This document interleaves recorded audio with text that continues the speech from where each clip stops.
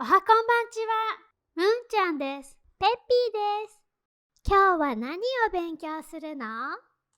今日は開けると開くを勉強するよ。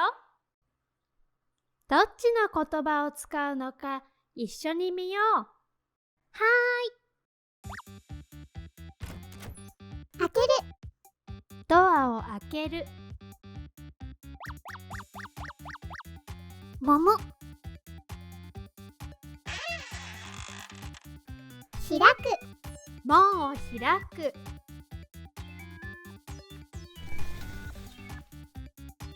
開ける。窓を開ける。ババーン。開く。窓を開く。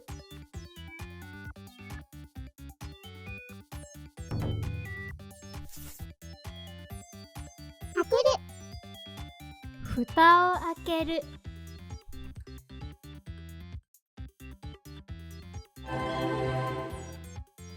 開く。本を開く。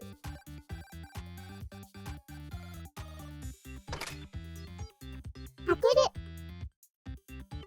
鍵を開ける。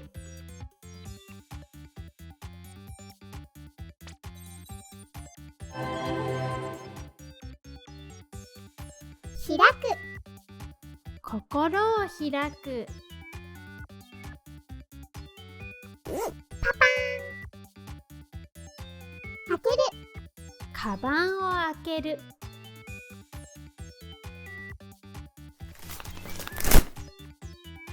開く。地図を開く。パカッ。開ける。箱を開ける。パチッ。開ける。目を開ける。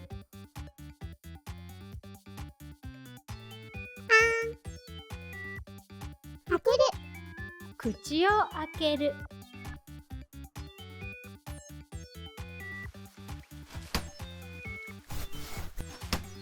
パパーン。開く。傘を開く。開く。花が開く。開ける。穴を開ける。わかったかな？畳まれているものや両開きの扉は開くを使うことが多いよ。またねー。 If you'd like to learn Japanese vocabulary, check the left one. And if you'd like to learn Japanese grammar, check the right one. Bye!